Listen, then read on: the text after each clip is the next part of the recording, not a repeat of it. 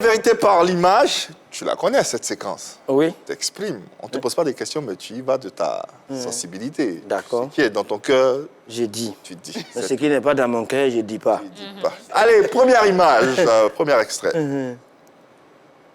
Bonaza? Hein? Oui, je le vois, comment on appelle ça, évoluer sur les réseaux sociaux. Il se bat bien. Moi je l'apprécie bien. C'est un web humoriste voilà, qui se bat bien. Moi, je l'aime bien. Quasiment le même parcours, hein? Presque le même Ah ouais? parcours. Lui aussi, il a été chauffeur de Woro. Ah, d'amusement. Oui. On est beaucoup, hein? Oui. Aujourd'hui, l'humour, grâce à l'humour, il a pu s'affranchir. Grâce à la comédie. Grâce à la comédie. Lui, il est humoriste de base. Qui? Lui, il est Bonaza. comédien. Ah oui, il est comédien. Il est comédien? Bon, il a dit. Il a dit lui-même, en fait. Ah, Parce qu'il est comédien. Il est comédien. Voilà. Il n'y a pas humour. Ok, d'accord. Donc, grâce à la comédie, il a pu s'affranchir. Qu'est-ce que tu penses de ce parcours, de cette trajectoire? Bon, en tout cas, je n'ai pas connaissance un peu de son parcours et tout. Mais voilà, à un moment donné, il faut avoir le courage de le dire. Ce phénomène des web humoristes, c'est quelque chose vraiment qui a pris de l'ampleur. Et des gars, ils vivent de ça. Moi, je les respecte un peu pour ce travail qu'ils font et tout. Mais voilà, mais ce que je peux dire, c'est-à-dire peut-être à Bonaza, c'est un petit frère que j'aime bien.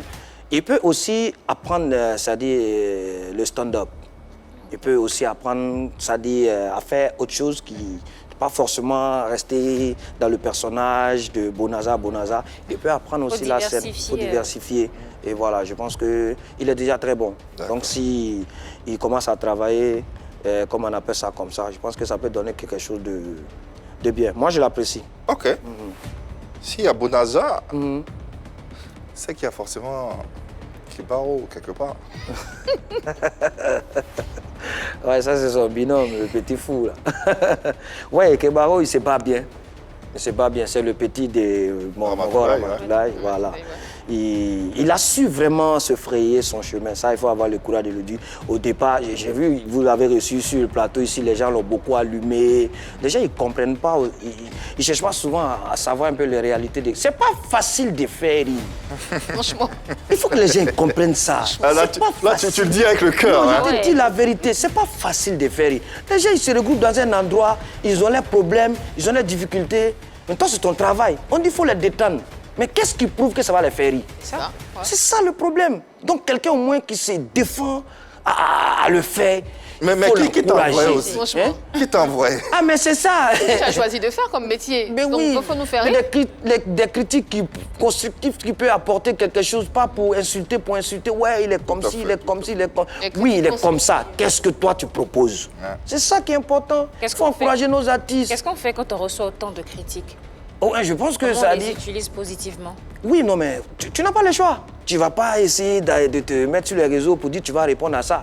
Ce sont eux qui ont dit que tu n'es pas bon. Ce sont eux qui te disent voilà. Qu'est-ce que tu fais? Ok, c'est vous qui avez dit ça. Moi, je suis sûr que je vais vous surprendre. Moi, je vais travailler. Moi, j'ai vécu une situation comme ça à mes débuts avec Dubé Cravate. Je vous explique. Okay. Je suis arrivé. Il y avait moi, il y avait Magnifique. On n'avait même pas encore fait bonjour. Je te parle d'un truc de 2005 au lycée. Je suis vieux gazeur. Oui. Oui, à Makori. Il y a Dibé qui organisait des soirées là-bas où il donnait la chance aux petits. Voilà, un grand frère que je salue aussi de passage. Moi, je viens et je monte sur la scène. Je joue. Personne ne réagit. Même pas une personne. Ils sont assis comme ça. Ils me regardent. J'ai joué. J'ai dit, si je pouvais m'éclipser, si je pouvais disparaître pour quitter devant les gens là, mais j'allais le faire. Mais je te jure, quand je suis sorti là, j'ai pleuré à chaudes larmes. J'ai pleuré. Et derrière, quand je pleurais, je me suis dit, oui, c'est vrai, c'est quelque chose qui est arrivé. Mais ça là, c'est quelque chose qui ne doit plus t'arriver dans ta vie. Ça ne doit plus t'arriver. Et une autre fois, des années plus tard, franchement, c'est quelque chose qui ne m'est jamais arrivé. Mais donc, quand je suis arrivé à une cérémonie, j'étais avec un de mes aînés. Lui, il est monté, on avait des diplomates, c'était au plateau. Okay. Donc, lui, il est monté, et on était deux humoristes. Lui, il est monté, et il a joué, pas qu'il n'est pas bon. Il a donné le meilleur de lui-même. Mais les gens, ils sont assis comme ça. Ça lui est arrivé. Et eux, ils le regardent. Tu vois? Donc après, lui, il sort et puis il me trouve dehors, il dit, ah, Joe, les gars là, ils rient pas. Hein. Il dit, mais ils rient pas comment? S'ils rient pas, le promoteur ne va pas nous payer. Personne, ça. Tu vois, non, c'était des diplomates. Il y a un ambassadeur qui partait, donc ils avaient organisé une soirée. Voilà, pour rendre hommage. Voilà. Et donc, moi, je rentre. Mesdames et messieurs, voilà, je suis l'humoriste en cas de cas, on m'appelle en anglais NK2K. Excusez-moi, je suis là pour apporter une note d'humour à cette cérémonie. Mais il y a mon collègue qui m'a précédé tout à l'heure là. Il m'a informé de quelque chose que je n'ai pas apprécié. Il m'a dit que vous ne riez pas. Et ça, c'est un problème. On ne vous demande pas grande chose. On vous demande seulement de rire, à encourager les artistes, à encourager les enfants des gens. Je te jure qu'ils ont laissé un peu les couverts et tout. Ils ont commencé à applaudir. Donc moi, je les ai enlevés dans les zones de confort. Ça, je comprends. Oui. Mais ça, ce sont des trucs qui s'apprennent. Ouais. Si tu n'as pas de formation, tu ne peux pas avoir cette idée. Peut-être l'autre, en me disant que les gars ne rient pas, c'était peut-être une manière de me stresser. Je ne sais pas si on se comprend. Ou aller de m'avertir. Donc moi, je me sers de ça et j'essaie de retourner la situation à ma faveur. Et j'ai pu faire une bonne prestation. Donc il faut l'encourager. Image suivante, l'avant-dernière. Père à son âme, ouais, le vieux Lance Touré. À lui, c'est un baobab. Je ne sais pas comment je vais dire, mais... Tu l'as côtoyé? C'est un maître, oui. Je l'ai côtoyé quand on a joué avec Koro Abou. Comment il est? Non, c'était quelqu'un de vraiment très sage, qui aimait donner des conseils aux plus petits.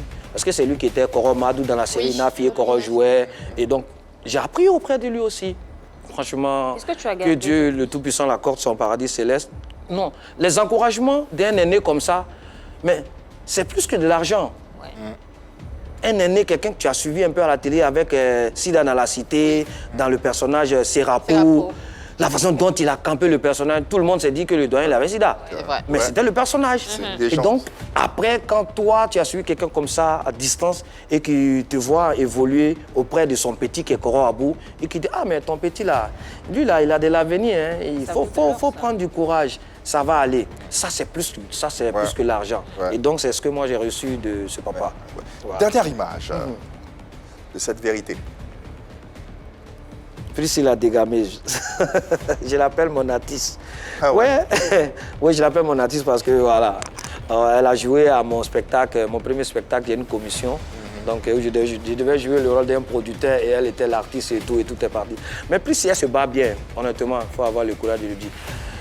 Elles ont beaucoup de filles qui font du stand-up. Il n'y en a pas beaucoup, mais elles sont en train de...